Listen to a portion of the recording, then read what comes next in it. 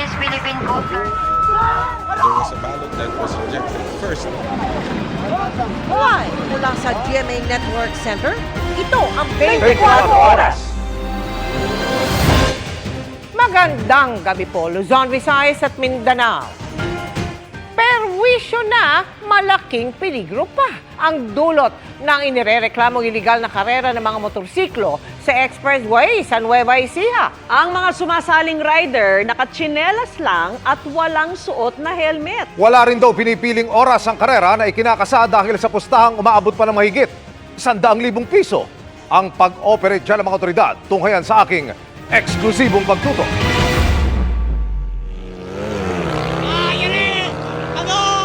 Nakarating ito sa PNP Highway Patrol Group. Video ng mga motorsiklong nagkakarera sa loob daw mismo ng Central Luzon Link Expressway o CLEX, sakop ng bayan ng Aliaga sa Nueva Ecija. Tumatakbo ng higit sa 100 kilometers per hour na nakatsinelas lang at walang suot na motorcycle riding gear at helmet. Wala raw pinipiling oras ang karera kahit hapon, kung kailan nakakaabala sa ibang mga kotseng dumaraan o kaya sa gabi, kahit pa walang ilaw sa kalsada. Basta't naikasa na ang pusta, tuloy na umano ang karera.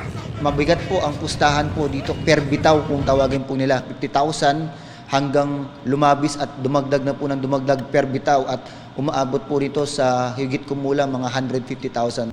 Ito ang inoperate ng PNP HPG dahil na rin daw sa nag-uumapaw na reklamong nakarating sa kanila kamakailan. Dahil nga po open yung kanilang mga mufflers ay talaga pong nagiging sakit ng ulo po. Iyan po ay isa sa mga kanilang inirereklamo.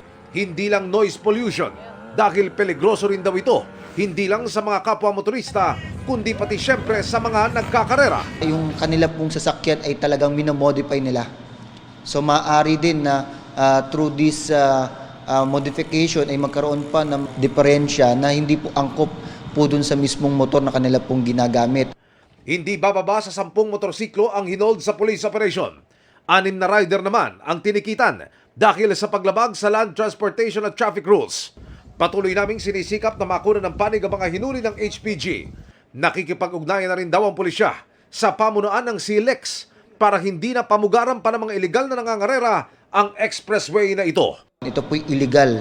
Kung talaga pong nais po nilang lumakilahok sa mga racing, meron po tayong mga certified or meron po tayong mga approved ng ating pong pamahalaan. Para sa GMA Integrated News, Emil Sumangil, nakatutok 24 oras. Inaresto sa Cebu ang babaeng nag-post online ng inedit o minanipulang pahayag ng Pangulo tungkol sa iligal na droga. Labis ang pagsisisi ng suspect na nagawa umano ang krimen para sa views sa kanyang social media account na kanya raw pinagkakakitaan. Nakatutok si John Consulta. Ay, BBM pala.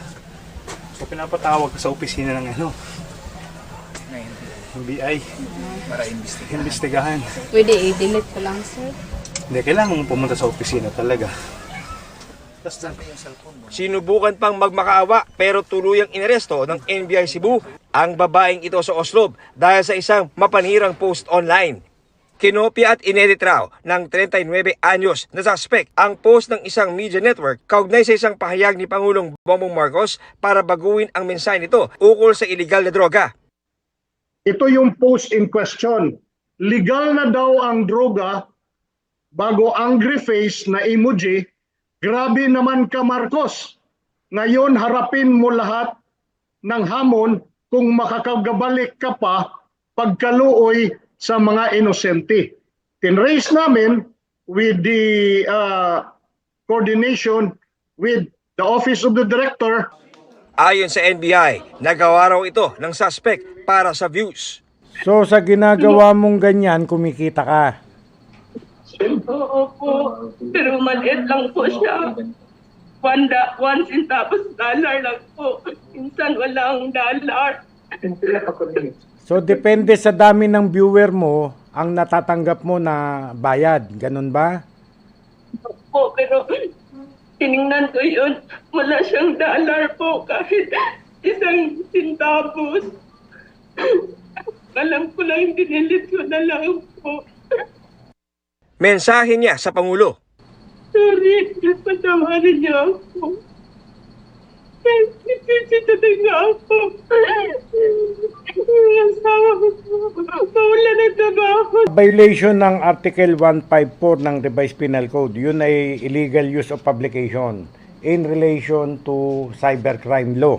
Ang penalty niyan ay 6 months and 1 day to 6 years plus a fine of not more than 200,000 pesos. Unti-unti na kami, kumukuha kami, nakikipag-cooperate sa amin ang Facebook, nakikipag-cooperate ang TikTok.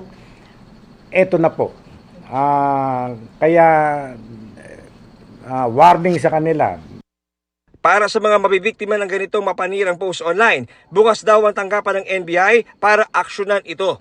Para sa GMA Integrated News, John Consulta, nakatutok, 24 oras. Ang Rodrigo Roa Duterte.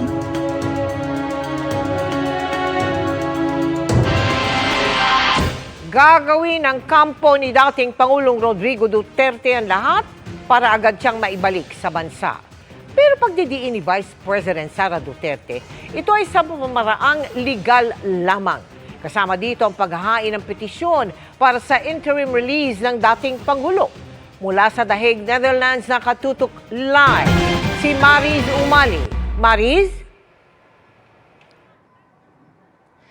Mel, sabi nga ni na Vice President Sara Duterte at Lead Counsel Attorney Nicholas Kaufman, ang focus nila ngayon ay makalaya at makabalik sa bansa ang dating Pangulo na si Rodrigo Duterte sa lalong madaling panahon. After elections or prior to the elections? Why not? That's his country. That was where he was born. Why should he not go back? So, I mean, as far as I'm concerned, he's being illegally detained here and he should go back to the Philippines as soon as possible. Yan ang komento ni Attorney Nicholas Kaufman sa sinabi ni Vice President Sara Duterte na gagawin nila ang lahat para mapauwi ang dating Pangulo sa Pilipinas. Tumatakbong mayor ng Davao City si dating Pangulong Duterte. Gusto ko din talaga i-demand na nandun yung mayor namin, nagtatrabaho para sa syudad. Sabi ng bise, gagawin nila ang lahat para mangyari ito. Kung hindi kami mag-isip, mga Dabuenyo, kung paano namin madala yung mayor namin doon, wala talagang mangyayari. So, dapat i-exhaust all means possible. Whether it is written in law or it is not written in law, except anything illegal. Revolution is out of the question. Mailap sa detalye lalo sa diskarte ng defense team si Attorney Kaufman. Pero sinabi niyang bahagi ng mga plano nila ang paghain ng petition for interim release. Interim release is par for the course at this institution. In nearly every case, an application for interim release is submitted. I'll file it when I feel it appropriate. Binanggit kahapon ni Vice President Sara na pinag-aaralan nila ang paghiling ng legal aid mula sa ICC. Sabi ni Kaufman, di raw kailangan ng assistance o serbisyo ng ICC Office of the Public Counsel for the Defense. There's no need for the OPCD. I think that's the unit that you're referring to. They're a very important unit at this court, but they provide logistic assistance, administrative assistance, but they don't provide substantive assistance to any team at the court, whether it be legally aided or privately funded. People loved the former president, and I'm sure that they would pay out of their own pockets in order to ensure that he has the proper defense. Mel, sabi pa ni Vice President Sara ay darating din dito sa The Hague ang kanyang inang si Elizabeth Zimmerman para dumalaw sa dating Pangulo. At inaasikaso na rin daw ng kanyang mga kapatid ang kanilang visa para makalipad din dito sa The Hague para sa 80th birthday ng kanilang ama na si dating Pangulong Rodrigo Duterte sa March 28. At yan muna ang pinakasariwang balita mula pa rin dito sa The Hague, Netherlands. Balik sa iyo, Mel. Maraming salamat sa iyo, Mariz Umali. Tinanggap ni dating presidential spokesperson Harry Roque ang desisyon ni Vice President Sara Duterte na huwag na siyang isama sa legal team ni dating Pangulong Duterte. Pero git ni Roque, hindi siya sapilitang mapapauwi ng Pilipinas hanggat hindi pa inaaksyonan ng The Netherlands ang kanyang aplikasyon para sa asylum doon. Nagbabalik si Mariz Umali. We don't want complications. We want him to focus on his asylum and then we want our lawyers to focus on the case.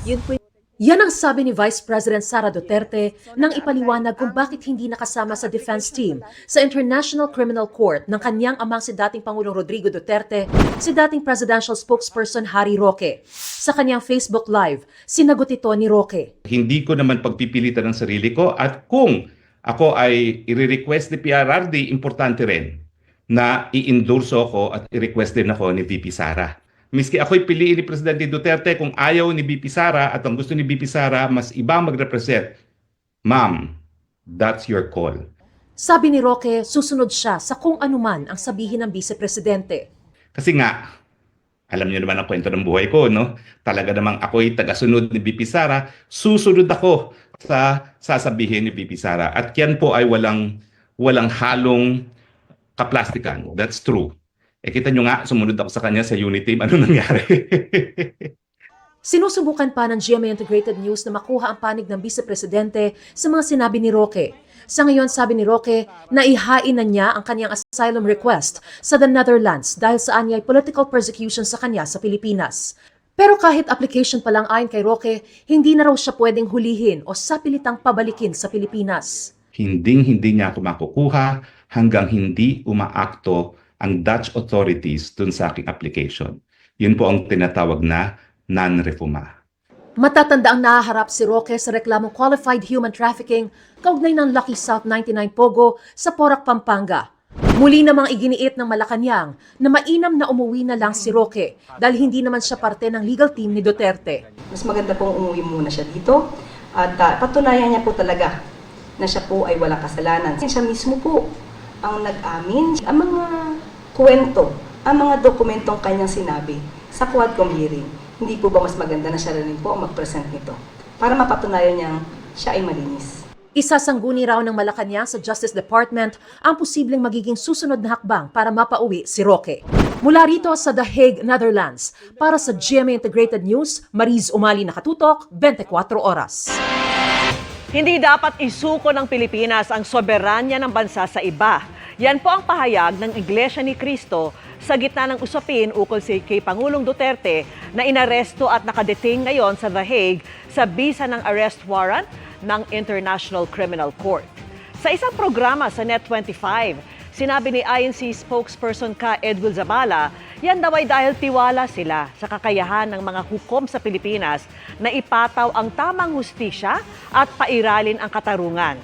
Sino man daw Pilipino sa bansa na may ginawang paglabag sa ating mga batas ay dapat litisin sa ating bansa. Gumagana naman nila ang sistema ng hustisya sa bansa at nagtitiwala raw ang Iglesia ni Cristo sa integridad at kakayahan ng hudikatura para pagpasyahan ang ganitong usapin. Hindi rin daw sang-ayon ang INC sa anumang hakbang na di naaayon sa batas. Kung ano raw ang tama at nasa batas ng bansa, yun daw ang dapat pairalin at hindi dapat pilipitin para umayon sa kagustuhan ng sinuman. Ikinalungkot din ng INC ang di raw pagdinig ng gobyerno sa kanilang ikinasang peace rally noong Enero. Patay ang isang driver matapos barilin ng nakaalitan niyang motorista na pulis pala. Ang krimen, nag-ugat lang umano sa gitgitan sa kalsada. Narito ang aking pagtutok. Sa barilan na uwi ang umano'y gitgitan ng dalawang sasakyan sa Tandang Sora Avenue sa Barangay Old Balara, Quezon City, bandang 6:30 kagabi.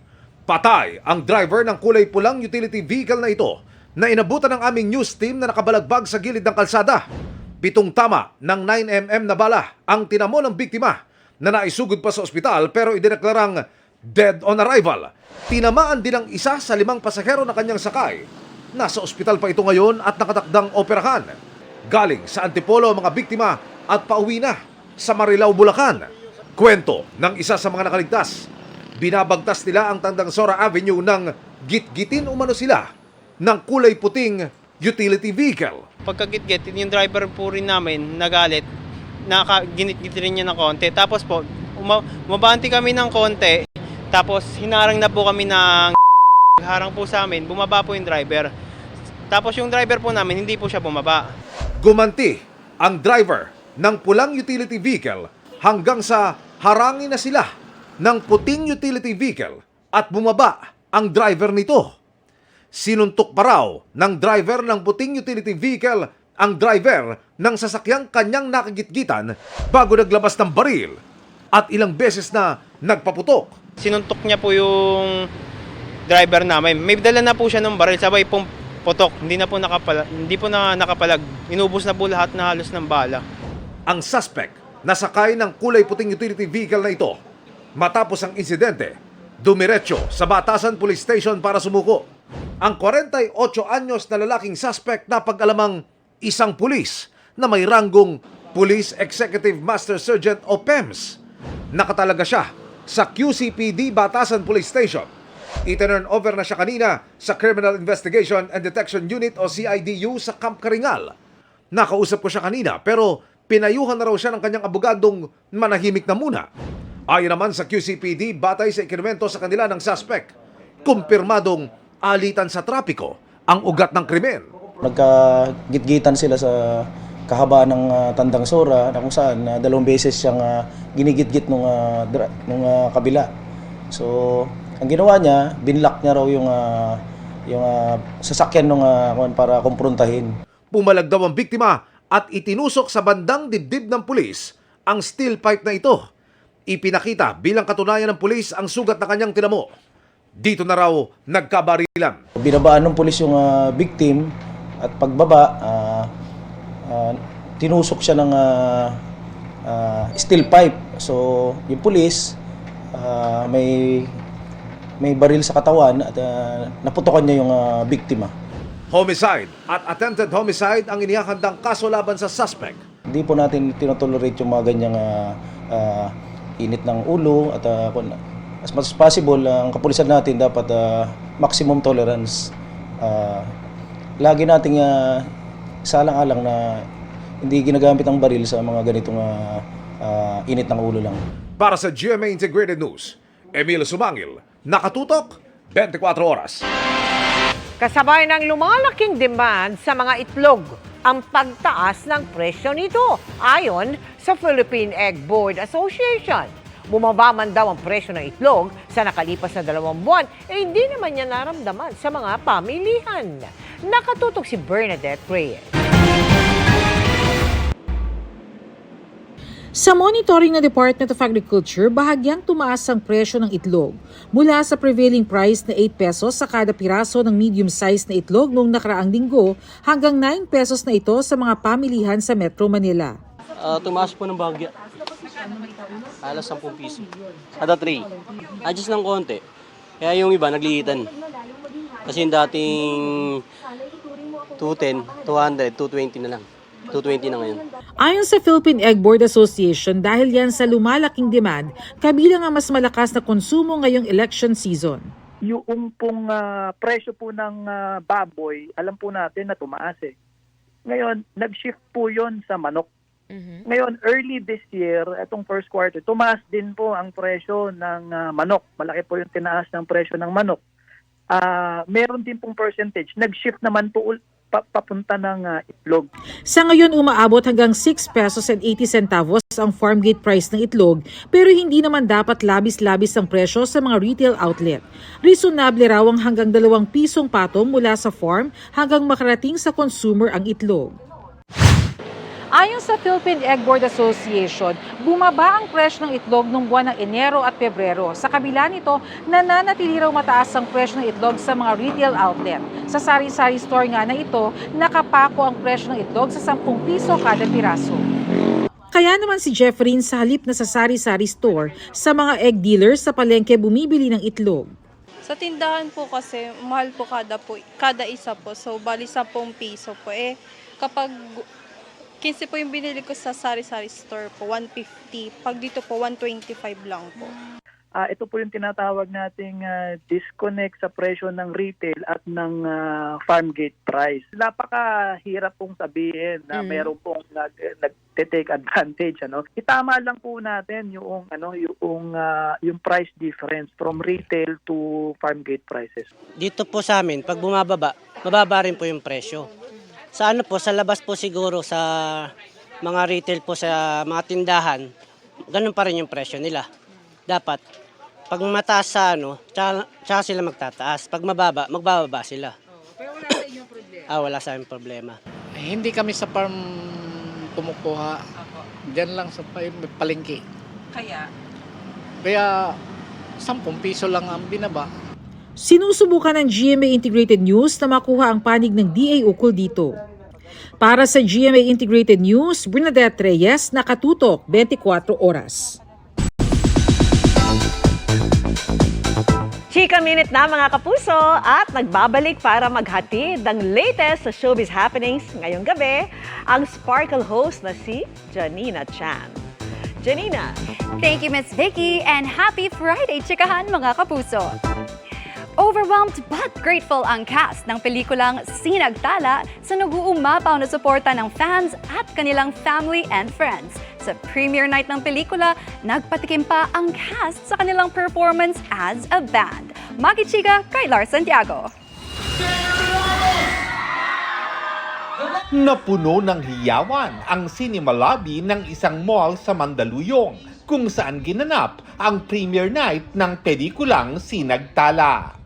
Isa-isang rumampa sa red carpet ang cast na sina Rian Ramos, Glyza De Castro, Raver Cruz, RC Muñoz at Matt Lozano. Pinerform din nila live as a band ang theme song ng kanilang pelikula.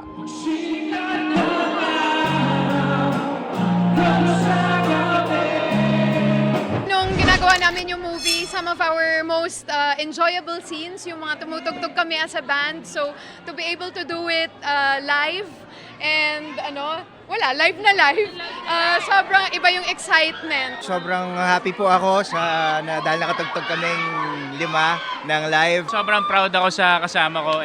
Talagang ito na yung moment na mapaparod na natin yung Sinagtala. Nagpaabot naman ng suporta si GMA Senior Vice President, Attorney Annette Gozon Valdez. Nung unang present sa amin yung concept ng pelikula, napakaganda, may moral values, it's really an inspirational movie. Kaya naman ang dami nating mga artisan gusto talaga na sumali sa movie na to. Namataan sa event si nakapuso couple Miguel Tan Felix at Isabel Ortega. Naroon din si Limitless star Julian San Jose para sumuporta sa boyfriend niyang si Raver. Labis naman ang pasasalamat ng mga bida sa lahat ng suporta. Overwhelmed po kami sa lahat ng dumating ngayong gabi, and syempre masaya ako na nakatugtog kami for the very first time. Sobrang pinagmamalaki ko ang talento ng mga co-actors ko. Just really happy to be part of this very talented cast through our movie Sinagtala. Thank you so much. Mapapanood ang Sinagtala simula April 2 sa iba't ibang sinihan sa buong Pilipinas. Lars Santiago, updated sa showbiz happening.